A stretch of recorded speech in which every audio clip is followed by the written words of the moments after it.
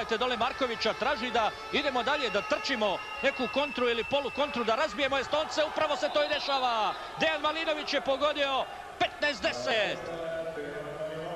Tako treba, ne treba sada stati na loptu, treba gristi, ići do kraja i naravno stići do što je moguće veće prednosti.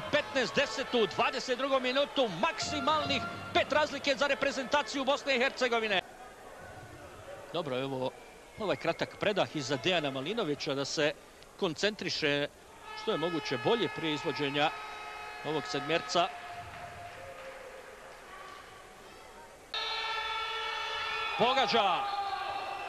Pogađa Malinović, 16-11, ponovo smo na 5 razlike i u naredne 2 minute imamo igrača više.